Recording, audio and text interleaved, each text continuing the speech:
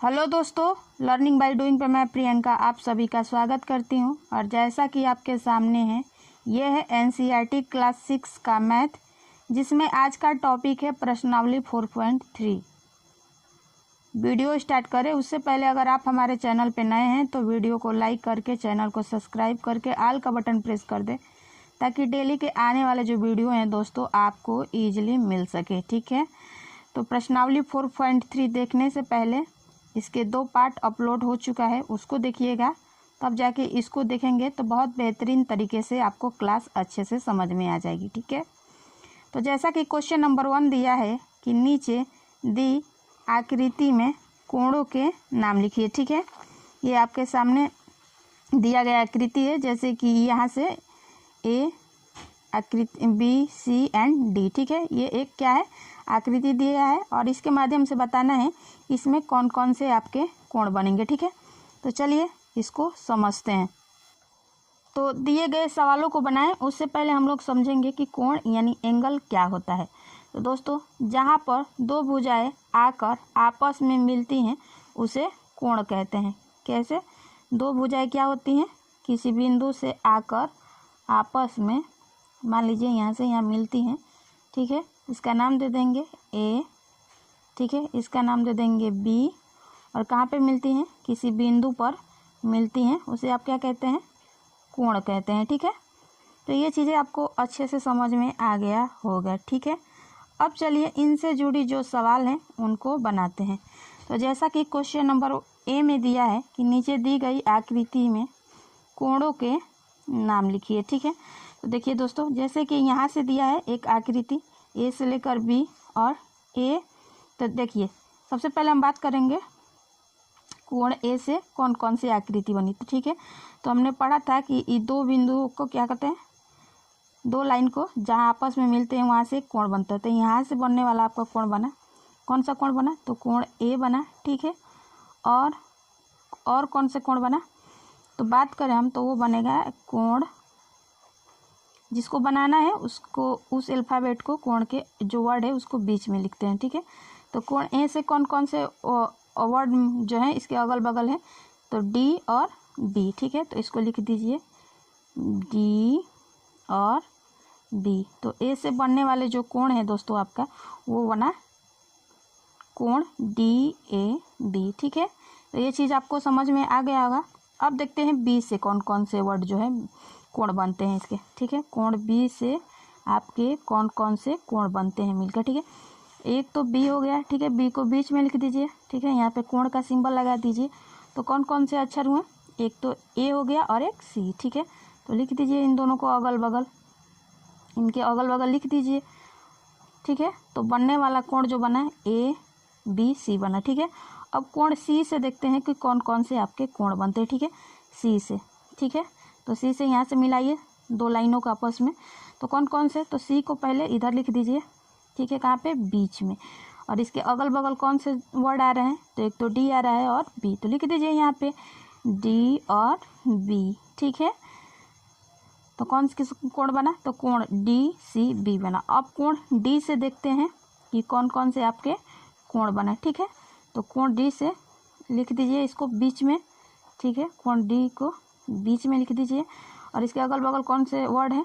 तो ए और सी है, तो लिख दीजिए यहाँ पे ए और सी। तो इस तरह आपके जो है दिए गए आकृति से आपके 4 कोण बने, कोण ए बी कोण सी और डी, और इनसे जो संबंधित हैं वो बने। तो आई होप कि क्वेश्चन नंबर 1 आपको बहुत अच्छे से समझ में आ गया होगा। ठीक है, अब बात करें क्वेश्चन नंबर 2 के। अब क्वेश्चन नंबर 2 में पूछा गया है कि संलग्न आकृति में वे बिंदु लिखिए जो ए में दिया है कोण डी ओ ई के अभ्यंतर में स्थित है। कोण डी ये रहा, ओ और ई के अभ्यंतर, अभ्यंतर का मतलब है अंदर, तो अंदर कौन सा है? तो वो है बिंदु ए स्थित। ठीक है, तो लिखेंगे हम, तो लिखेंगे दोस्तों कि कोण डी ओ ई के अभ्यंतर में बिंदु ए स्थित है। ठीक है, तो ये क्वेश्चन आपको समझ में आ गया होगा। ठीक है, अब क्वेश्चन नंबर 2 के बी में हम बात करेंगे। तो क्वेश्चन नंबर 2 के बी में पूछा गया है कि कोण ई ओ एफ के बहिर्भाग में स्थित है। कौन सा, कोण ई ओ और एफ के बहिर्भाग में कौन कौन से स्थित है। तो दोस्तों एक तो ये आपका सी हो गया, फिर है और एक ए हो गया और एक डी हो गया, ठीक है। तो लिखेंगे दोस्तों कि कोण ई ओ एफ के बहिर्भाग में जो स्थित है वो तो एक बिंदु सी था, ठीक है, कोमा लगा देंगे, बिंदु ए स्थित था और आपका बिंदु डी स्थित था, ठीक है। तो क्वेश्चन नंबर 2 के भी बहुत अच्छे से समझ में आ गया होगा। अब हम आगे बात करें आपसे, तो वो है क्वेश्चन नंबर 2 के सी। पूछा गया है कि कोण ई ओ एफ पर स्थित है। तो दोस्तों कोण ओ ई एफ पर कौन कौन से स्थित है, तो कोण ओ पे जो बिंदु स्थित है वो है आपका एफ हो गया, ओ हो गया, बी हो गया और ई, ठीक है।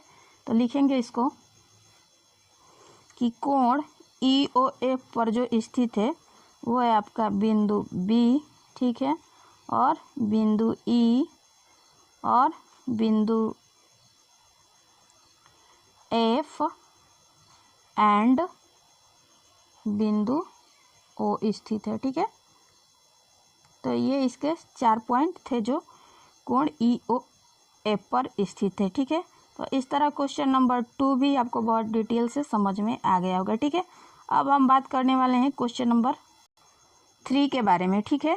तो दिया गया है कि दो कोणों की रफ आकृति खींचिए जिसमें दिया है एम में, उनमें एक बिंदु उभयनिष्ठ हो, ठीक है। तो चलिए इस सवाल को बनाते हैं। तो क्वेश्चन नंबर 3 के पहले हम लोग क्या करेंगे, जब सवाल बनाएंगे तो सबसे पहले 2 लाइन खींचेंगे, ठीक है। यहाँ से खींच दिए, यहाँ से, ठीक है। यहाँ पे एक बिंदु बना देंगे, इसको ओ नाम दे देंगे, ठीक है, और यहाँ से इसको बना देंगे, ठीक है, और एक बीच से लाइन खींच देंगे, ठीक है। इसको नाम दे देंगे ए, बी और सी, ठीक है। तो सवाल में पूछा गया है इनमें एक बिंदु उभयनिष्ठ हो। कितना बिंदु, तो एक बिंदु, तो एक बिंदु तो यही हो गया, बिंदु ओ जो है आपका क्या है, उभयनिष्ठ है, ठीक है। तो ये इसका आंसर प्राप्त हो गया। तो क्वेश्चन नंबर 1 आपको अच्छे से समझ में, 3 के ए आपको अच्छे से समझ में आ गया होगा, ठीक है। आगे बात करें हम आपसे, क्वेश्चन नंबर 3 के बी पूछा गया है इनमें 2 बिंदु उभयनिष्ठ हो, ठीक है। चलिए इस सवाल को भी बनाते हैं। तो दिए गए सवाल के माध्यम से सबसे पहले हम 2 लाइन खींचेंगे, ठीक है। जैसा कि हमने पढ़ा था कि कोण बनाने के लिए 2 भुजाएं आपस में आकर क्या करती हैं, मिलती हैं, ठीक है। उसके बाद बीच से एक लाइन ऐसे खींच देंगे, ठीक है। इनका हम नाम देंगे ए, बी और सी, ठीक है, सी हो गया, ठीक है। और यहाँ पे बिंदु जो है ओ है और इन्होंने कहा है कि 2 बिंदु इसमें उभयनिष्ठ हो, ठीक है। तो एक बिंदु यहाँ पे दे देंगे और इसका नाम देंगे बिंदु डी और लिखेंगे कि बिंदु ओ और बिंदु डी 2 उभयनिष्ठ बिंदु हैं, ठीक है। तो ये क्वेश्चन भी आपको अच्छे से समझ में आ गया होगा। अब हम बात करेंगे क्वेश्चन नंबर 3 के सी, इनमें 3 बिंदु उभयनिष्ठ हो, ठीक है। तो दिया है कि इसमें कितने बिंदु उभयनिष्ठ हो, तो 3, ठीक है। तो सबसे पहले हम लाइन खींचेंगे, ठीक है, एक बीच से निकालेंगे, ठीक है, इसको नाम दे देंगे और इसको 3 बिंदु पर उभयनिष्ठ करना है, ठीक है। ये ओ हो गया, ठीक है, ये हो गया, ये बी हो गया और ये आपका सी हो गया, ठीक है। और कितने बिंदु पर पूछा है, 3 बिंदु इसमें क्या क्या है, उभयनिष्ठ हो, ठीक है। तो एक तो ये हो गया और 2 और बना देंगे, ठीक है। इसका नाम दे देंगे डी और ई, ठीक है। तो बिंदु ओ, बिंदु डी और बिंदु ई, ठीक है, 3 इसके उभयनिष्ठ बिंदु हो गए, ठीक है। अगला क्वेश्चन है, क्वेश्चन नंबर 4 पूछा गया है, क्वेश्चन नंबर 3 का डी पूछा गया है कि इनमें 4 बिंदु उभयनिष्ठ हो, ठीक है। तो इसमें पूछा गया है क्वेश्चन नंबर डी में कि इसमें 4 बिंदु क्या हो, उभयनिष्ठ है। तो कौन कौन से बिंदु है, तो दोस्तों बिंदु ओ है, ठीक है, उसके बाद बिंदु डी है, ठीक है, उसके बाद बिंदु ई है, ठीक है, और बिंदु एफ, 4 बिंदु इस पे ओवेनिस्ट है, ठीक है। तो क्वेश्चन नंबर डी भी आपको बहुत अच्छे से समझ में आ गया होगा, ठीक है। अब आगे बात करें क्वेश्चन नंबर 3 का, ई जो है पूछा गया है इनमें एक किरण ओवेनिस्ट हो, ठीक है। तो चलिए इस सवाल को भी बना लेते हैं। तो दोस्तों पूछा है कि इनमें एक किरण क्या है, ओवेनिस्ट है, ठीक है। तो सबसे पहले 2 लाइन खींचते हैं, ठीक है, और एक बीच से लाइन ऐसे खींच देते हैं, ठीक है, और यहाँ पे इसको नाम दे देंगे ए, बी और सी, ठीक है। यहाँ पे है ओ, तो ठीक है। तो यहाँ पे कौन सा किरण ओवेनिस्ट है, तो ओ से लेकर बी तक जो है एक किरण ओवेनिस्ट है, ठीक है। तो ये इसका आंसर प्राप्त हुआ, ठीक है। और इस तरह आपका जो है दोस्तों प्रश्नावली 4.3 द एंड होता है। अगर आप हमारे चैनल पे नए हैं तो वीडियो को लाइक करके चैनल को सब्सक्राइब करके ऑल का बटन प्रेस कर दे, ताकि डेली के आने वाले जो वीडियो हैं आपको ईजिली मिल सके। और अपने फ्रेंड, कलिंग, पीयर ग्रुप में जिनसे जुड़े हैं उनके यहाँ शेयर करें, ताकि अदर पर्सन को भी इस कंटेंट का प्रॉफिट मिल सके। तो फिर मिलेंगे नेक्स्ट वीडियो में नेक्स्ट टॉपिक के साथ। तब तक के लिए धन्यवाद। आपका दिन मंगलमय हो।